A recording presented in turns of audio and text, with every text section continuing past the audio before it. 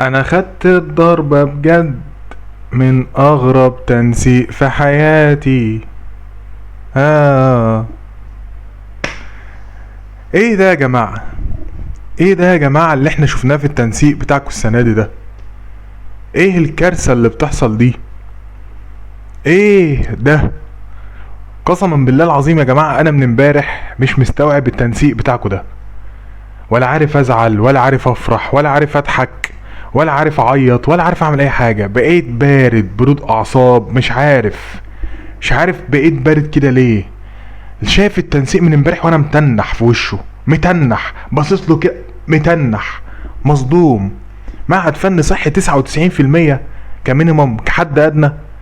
الكليات التكنولوجية اللي كانت بتقبل من 84% كحد ادنى بقت بتقبل من 94%، زادت 10%. ده انا لو شغال الراتب بتاعي ما يزيدش 10 جنيه بالشكل، ما يزيدش 10 جنيه في 10 سنين، دي تزيد 10% في سنة كمينيمم كحد ادنى. هو ايه يا جماعه؟ هو انتوا بالحق يعني؟ هو انتوا كده عندكم؟ ده انتوا كرمه قوي والله، والله العظيم ده انتوا كرمه قوي. يعني العاشر من رمضان مبسوط منكم جدا، عشرات بعشرات رمي يا باشا بال10%. ده على الاقل التنسيق لما يزيد زودوا 2% يا سيدي، 2% كتير قوي، زودوا 2%. هنتضايق منك بس هنبقى بلعينها شويه. 10% المعاهد اللي كانت بتقبل من 75 بقت بتقبل من 85. ما صباح الفل يا جدعان بقى، يا جدعان بقى، ما عادش حد يدخل الولاد دبلوم صنايع يا جماعه. ما عادش حد يدخل ولاده دبلوم صنايع. يا عم ادخل ثانويه عامه وبص، هتبقى على الاقل معزز مكرم، ليك قيمه، وفي ناس بتطلع تتكلم معاك، وفي ناس محترماك، وفي ناس بتقدرك. لو جبت 50% هتعرف تدخل اي هبل واي هبط، اي هبل واي عبط واي حاجه، وهيبقى اسمك بتاع ثانويه عامه. انما بتاع الدبلوم الصنايع ايه يا جدعان؟ اجيب لكم 110%، وبتاع السنة الجاية يجيب 120 في كل سنة، عشرات بقى نديها عشرات. ايه يا جماعة ده؟ والله العظيم يا جماعة الواحد ما عارف يقول ايه، والله العظيم الواحد ما عارف يتكلم. خلاص هو بقى امر واقع بالنسبة لك، بقى امر واقع بالنسبة لك التنسيق ده. يعني كل اللي انت هتعرف تعمله ايه؟ هتقول حسبي الله ونعم الوكيل. اللي كان جايب 98% ما لحقش فن صحي. بالنسبه للصنايع اللي كان في تجاره ينفع ان هو يلحق، بتوع تجاره الدنيا بالنسبه لهم كويسه، بتوع زراعه الدنيا بالنسبه لهم كويسه، سياحه وفنادق انما بتاع دبلوم صنايع هو اللي اتفشخ لما حضراتكم شلتوا المعاهد العاليه للهندسه من التنسيق، اللي سبت فراغ كبير، والله العظيم سابت فراغ كبير قوي. الواحد كان، ده انا كنت غلبان جدا وانا بقول لكم من المتوقع وعامل فيها فزلوك قد الدنيا، وبقول ان التنسيق يوم ما يزيد هيزيد نص في المية، 1% يا جماعة، محدش يقلق. هوب على دماغك، هوب على دماغك، ارزع 10% زيادة التنسيق. أول مرة في التاريخ معهد فن صحي بيقبل من 99% يا جماعة. ده على كده 5 بس اللي هيدخلوا في ال7 معاهد اللي على مستوى الجمهورية، ولا ال6 معاهد، 5 بس اللي جايبين 99%. صباح الفل، أعدهم لك على صوابعي. هم اللي هيعرفوا يدخلوا المعاهد دي. هتدخلوا النسبة التانية منين؟ ثانوية عامة مش هيكفوا. الكليات التكنولوجيا الصناعه والطاقه حضرتك اللي انت المفروض عاملها لي انا كطالب دبلوم صنايع، بتاعتي انا اللي بتتبناني. الكليه اللي المفروض ان حضرتك بتاع ثانويه عامه بعلم علوم بيدخل كليه هندسه، علم رياضه بيدخل كليه طب، انت عامل اللي بتاع الدبلوم الصنايع اللي بقى كاره حياته بسببكم، عامل له الكليه اللي اسمها كليه تكنولوجيا الصناعه والطاقه، اللي كانت السنين اللي فاتت بتقبل من 84% كحد ادنى وكحد اقصى 93%، عشان بنقول ان ده افضل جامعات اللي بتقبل من تقدير عالي. السنه دي بقت كحد ادنى 94%. المفروض ان هي كليتي بتاعتي انا اللي معمول علشان، اللي المفروض تستقبل 80% من طلبه الدبلومات، محدش داخل، محدش هيلحق. هو كام واحد جايب 94% وكام واحد جايب 96%؟ كام واحد يا جماعه؟ انتوا بتحسبوها بناء على ايه؟ بالله عليكم يا جماعه حد من المنظومه يطلع يفهمنا. احنا ممكن احنا نكون عبط، ممكن احنا ما احناش فاهمين، ممكن يكون في سيستم معين، ممكن يكون هم بيركزوا على ان هم يطوروا الدبلوم ويطوروا العلم في بلدنا ويطوروا وينموا المهارات التقليديه اللي هي خاصه بطلبه الدبلومات الفنيه والمقليه والمحشيه، عشان خاطر ان هم يطلعوا كوادر على اعلى مستوى، وان اللي بيبقى جايب 99% ده ما فيش زيه اتنين، وده نبغى واي كيو لازم ان احنا ندخله في حاجه كويسه. انما ابو شخه اللي جايب 60 و70 و85 و90 95 ده لا يا عم فكك منه، ده دماغه مفوته، فنرزعه في اي حاجه. اللي جاب 95 زي اللي جاب 60%، كله دخل في معاهد 4 سنين يا جماعه اللي نظم معلومات. فين التفرقه الواضحه؟ فين العداله يا جماعه؟ فين العداله؟ اللي جايب 60% يدخل نفس المعهد اللي جايب 80% و85%، اللي جايب 92% يدخل معهد نظم معلومات اداريه اللي بيقبل من 60%. فين العداله بالنسبه لي انا؟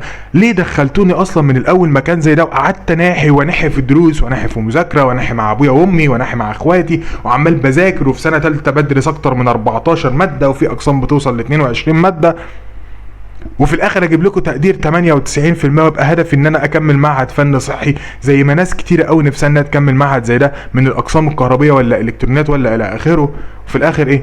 ما ادخلش.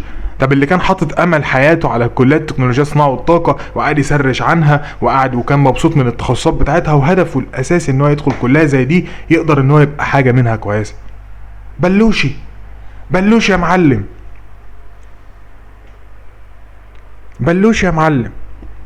مين حبيب بابا المعهد نظم معلومات اداريه؟ مين حبيبه ماما المعاهد اللي هي الاداره واداره اعمال؟ مين حبيبه جده فن صحي بقى؟ فن صحي ده بقى بالنسبه لنا الجدو بقى، الجدو وصل لسن ال 98 ايه يا معلم؟ ده انت غلبان، ده وصل لسن ال 99، فاضل له سنه حضرتك يبقى عنده تم 100 سنه في الارض.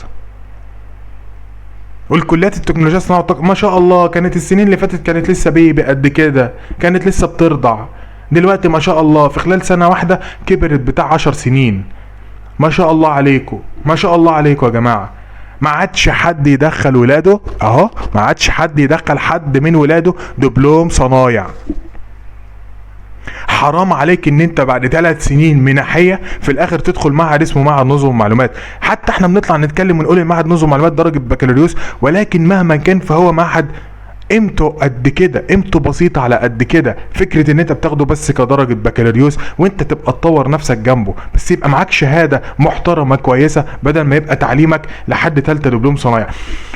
والفتره اللي فاتت يا جماعه قلت لكم في تسجيل الرغبات بتاعتكم وقعدت اناحي واعيد وازيد معاكم، ترتيب رغباتكم لازم يكون ترتيب دقيق. ودايما كنت بقول لكم جمله محدش ركز فيها، لازم تأمن نفسك في الترتيب بتاعك. اهتم بأول 20 بأول 30 رغبة، لأن انت هتبقى حاطط أمنياتك في أول 5-6 رغبات. وكنت أقولك دايما فرضا التنسيق علا انت ما تأمنش التنسيق، يبقى انت مأمن نفسك تحت. لكن في ناس كتيرة فيكم يا جماعة ما خدتش الكلام ده ثقة وبدأت تعمل بأي شكل عشوائي، يحط اول 2-3 هو مطمن خالص ان ده هيجيلي وجمال وانا عايزهم، وبعد كده يرزع اي حاجه. في الاخر 3/4 الناس جالها جامعه عملاء اللي اتلغت من 2016. ليه؟ علشان فيكم ما بيسمعش الكلام. انا بعد ما التنسيق رفع الرفعه دي كلها ويجيلي في الاخر معهد اسمه نظم معلومات اداريه، ابوس ايدي وش وظهر، الحمد لله ان انا جالي المعهد ده، معهد درجة بكالوريوس، معهد ده انا بقول لك اللي هو اقل حاجة، اقل درجة في التقدير بتاعك واقل حاجة في التنسيق بتاعك. في ناس جالها كليات تكنولوجيا صناعه وطاقه، وفي ناس كان امانه تدخل فن صحي وما لحقتش، وفي ناس لحقت فن صحي، وفي ناس جالها معهد فن صناعي كانت حابه عشان تكمل من بعديها هندسه، وفي ناس جالها كليه تربيه، وفي ناس جالها، كل الناس جالها الحاجات اللي تتناسب مع التقدير بتاعها. بس في ناس كانت بترزع اي حاجه بشكل عشوائي، ففي الاخر بيلبس في حاجه مش كويسه تماما. لكن يا جماعه حابب ان انا اطمنكم، وقبل ما اطمنك اقول لك على حاجه، ان الخير فيما اختاره الله بالنسبه لك. انت الخير اللي ربنا اختاره لك، اللي ربنا اختاره لك هو انسب حاجه بالنسبه لك. والله العظيم يا جماعه، والله والله والله ما بقتش شهادتك اللي تفرق. احنا بندور على شهاده كويسه، وبندور على تعليم كويس، وبندور على الافضل، البيست اوف ذا بيست، لكن انت بدام محطوط برضه في منطقه كويسه ما هياش وحشه، احمد ربنا غيرك بيتمنى يبقى مكانك. عندك الفرصه ان انت تحول، لسه الموقع هيرجع تاني يفتح للتحويل، لسه الموقع هيرجع تاني يفتح لتقليل الاغتراب. لو في حاجه ان انت تحول لها احسن من اللي انت فيها، مفيش اي مانع ان احنا نحول. لو في فرصه بالنسبه لك ان انت تقلل الاغتراب، لو جالك مكان بعيد ويجيلك حاجه اقرب ليك بفرصه كويسه، مفيش مانع ان احنا نعمل كده. لكن لو ما اتاحتش ليك الفرصه لما الموقع يفتح في خلال الايام اللي جايه، وثبت على موقفك وانت مبسوط منه، خلاص تمام. الناس يا جماعة اللي جالها جامعة عمالية ابوس ايدك في اقرب وقت الموقع يفتح امحي الجامعة العمالية دي من حياتك، امسحها، ادخل اي حاجة تانية، ادخل المعهد ابو 60%، ادخل معهد فن صناعي يا سيدي تكمل منه هندسة. جامعة عمالية اتلغت من 2016 يا جدعان. الناس اللي جالها معهد فن صحي كويس، الناس اللي جالها كليات تكنولوجيا صناعه وطاقه تمام، الناس اللي كانت حاطه امل ان هي تدخل مثلا كليات تكنولوجيا صناعه والطاقه وما لحقتش. بصوا بقى يا جماعه، بصوا، عشان انا عمال بعيد وازيد فيكم، عمال بقطركم كده بقطاره عشان تبقوا فاهمين انتوا بتعملوا ايه في ترتيب الرغبات. قلت لكم اول 20-30 رغبه اهتم قوي بيهم، يبقى دول المنطقه السيفتي بالنسبه لك. لو خدتوا بالكم يا جماعه، الناس اللي رتبت معايا الرغبات وتقول لي في الكومنتس، والناس اللي سمعت كلامي من ترتيبات الرغبات اللي كنت بعرضها بالنسبه لكم هنا على التشانل، كنت اقول لك حط اول 5-6 حاجات انت عايزهم جدا، حتى لو تقديرك اعلى منهم. لو تقديرك اقل من الحاجات دي من تنسيق السنين اللي فاتت وهم اعلى منك ب2 3 4 5 6%، حطهم مش مشكلة. بس لما تيجي من بعديهم لحد الرغبة 30 ابتدي ركز جدا على الحاجات اللي تقديرك يقبلها وتقديرك اقل منها، واختار منهم الافضل بالنسبة لك. فبالتالي بتلاقي ان انت ال30 رغبة الاولانيين كانوا هم انسب حاجة لتقديرك. فعشان كده الناس اللي كانت تابعت معايا كل النتائج بتاعتهم يا اما تلاقي رغبة اولى، يا اما رغبة تانية، يا اما رغبة 11-12 في منطقة الامان اللي احنا حددناها. ولو خدت بالك اللي كان امله ان هو يدخل كلية تكنولوجيا صناعة والطاقة كان متارجت تاني حاجة معهد نظم ومعلومات ادارية، لان كانت تاني حاجة بالنسبة له هو حاببها. وبالفعل اللي ما جالوش كلية تكنولوجيا صناعة والطاقة جاله المعهد نظم معلومات. واللي كان متارجت لنفسه معهد فن صحي كنت دايما اقول لك حط بعديها كليه تكنولوجيا صناعه والطاقه، عشان لو ما جالكش فن صحي ما تامنش يجي لك كليه تكنولوجيا صناعه والطاقه، فانت كويس جدا برضه، ما انتش وحش. وبالفعل اللي ما لحقش معهد فن صحي جاله كليه تكنولوجيا صناعه والطاقه، فانت بتامن نفسك من الاحسن ثم الاحسن ثم الاحسن ثم الاحسن ثم الاوحش. انما في ناس تحط اول كليتين حاجات هم عايزينها والباقي يرزع اي حاجه. ودينا شفنا يا جماعه التنسيق نازل عامل ازاي، ادينا شفنا التنسيق نازل عامل ازاي. ولكن هرجع تاني واقول لك خير، الحمد لله، ارضى بقضاء ربنا وقدره بالنسبه لك. ربنا لا قادر ان هو كان يجيب لك حاجه غير كده، ربنا كان قادر انه يخلي التنسيق يقبل من 80% مش من 99%. ربنا اختار لك ده عشان شايف ان ده انسب اختيار بالنسبه لك، وان ده المكان اللي انت هتنجح فيه. لكن لو احنا عارفين ان هو مكان مش كويس، خلاص في فرصه تحويل نحول عشان ناخد باضعف الاسباب. واخر حاجه يا جماعه هقولها في الفيديو بتاع النهارده، لان الكلام والحديث هيطول جدا جدا ونقعد ساعات ساعات ساعات نتكلم في الموضوع ده مش هنخلص، وفي نفس الوقت هيبقى في كلام كتير جدا في فيديوز جاي عشان ما نبقاش بنطول في الفيديوهات بتاعتنا. لو انت جالك معهد ب25,000 ب26,000 حرام عليك ان انت تدخله. لو هتروح ابعد من بلدك سيكا وتدفع في معهد 12-13 لحد 16-17-18,000 مفيش مشكلة، ده معهد نظم معلومات ادارية يا جماعة. معهد نظم معلومات ادارية ادفع فيه 25 وفي الاخر تلاقي نفسك دفعت 30 وتلاقي نفسك دفعت 35,000. حرام عليك جدا. لو جالك معهد بتكلفة عالية شوف معهد اقرب ليك وادخله، والله العظيم هتاخد الشهادة وانت قاعد على السرير. والله العظيم لو ما حضرتش نهائي ورحت على الامتحانات هتاخد الشهادة وهتنجح وهتعدي وبيعدوا. فادخل للمكان الاوفر بالنسبة لك من حيث التكلفة. وفر فلوسك يا حبيبي، انت اولى بيها. انت مش داخل كلية هندسة ولا داخل معهد عالي للهندسة ولا داخل انت مع حاجات ولا داخل جامعة اهلية ولا جامعة خاصة، ده معهد نظم ومعلومات انا باخده كدرجة بكالوريوس.